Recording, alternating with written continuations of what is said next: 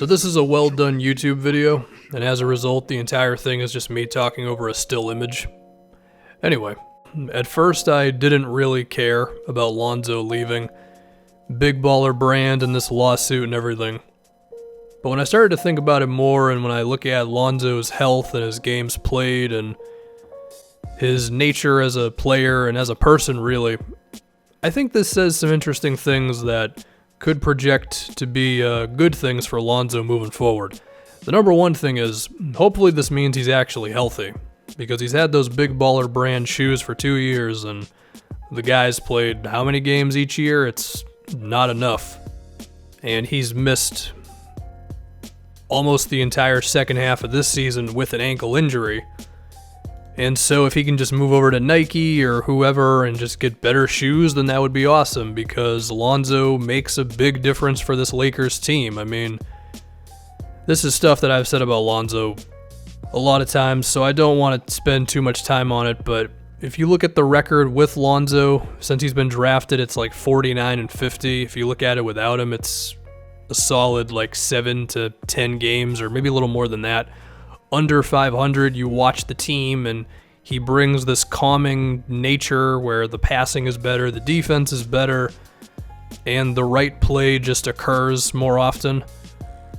I know the shooting is what it is, but the guy makes a big difference, and I think we also saw when LeBron was out through parts of this year and Lonzo had the ball in his hands more often, he was putting up some really nice box score numbers. And some people think Lonzo sucks, and they'll point to the, oh, well, he finishes with 7 points and 4 assists and 5 rebounds, and they don't appreciate the things he does that don't show up in the box score, and also they don't think, well, maybe it's that the team is not really set up for a guy like Lonzo to do that well right now in terms of box score numbers, because, of course, LeBron's got the ball and all that.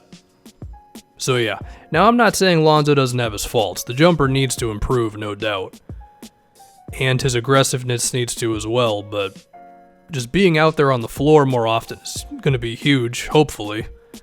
You look at Steph Curry, and while I don't think Lonzo can be one of the 5 best players in the league, simply having your ankles not get sprained every other week does a lot for you as an NBA player. And Steph Curry, I don't remember exactly what it was with him. He either had to change shoes or something, but he eventually got it figured out.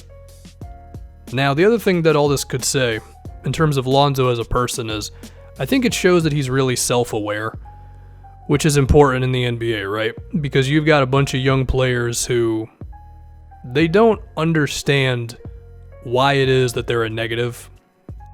Josh Jackson attempts to beat guys off the dribble all the time. Andrew Wiggins hoists up bad pull-up mid-rangers. While I think Kevin Knox has potential, he took a lot of bad long twos this season. I mean, over 1/4 of that guy's shots are mid-rangers, and he's horrible at mid-rangers. And Lonzo already was a pretty smart dude to know what he was and wasn't good at. Even then, he occasionally took too many threes. But the fact that he's smart enough to realize, yeah, maybe I shouldn't just do what my dad tells me to do all the time, shows that he's constantly thinking about how he can improve his career. And I mean, I know that sounds like a basic thing, but there's a solid amount of NBA players where you say to yourself, well, if they just get this one thing figured out, or if they stop doing this, then they're really going to get it going. And there are some guys who don't do it, or they do it when they're 30 years old or whatever. So for Lonzo to have this moment after his second season, I think that's really good stuff. I also think it shows that he may be, I don't want to say developing more of a backbone, because I don't think he was ever scared, but perhaps he's going to have a little bit more of a selfish mentality, but not a bad amount of selfish.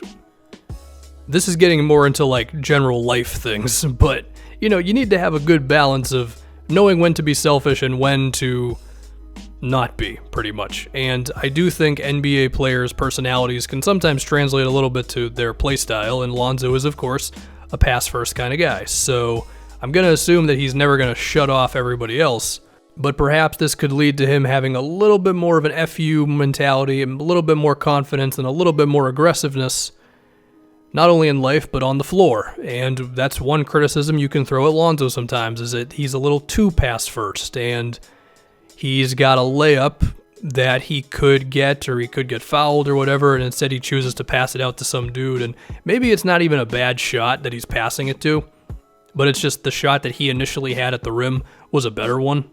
This could also lead to less moments of him having a sometimes too cool for school mentality.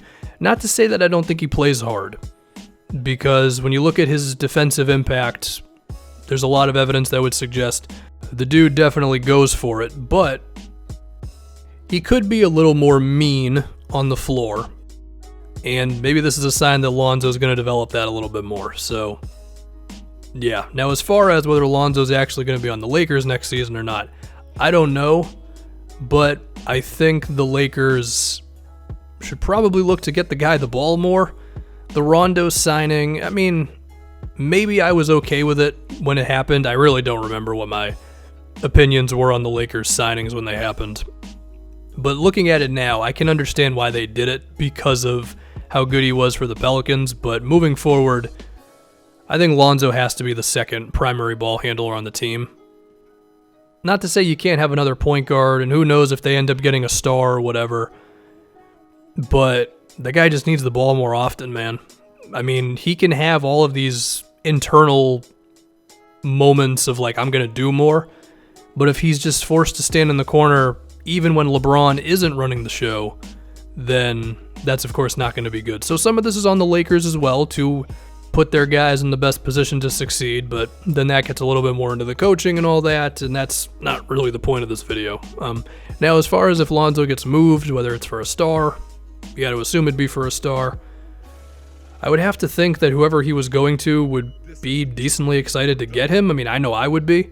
So, yeah, that's my Lonzo spiel.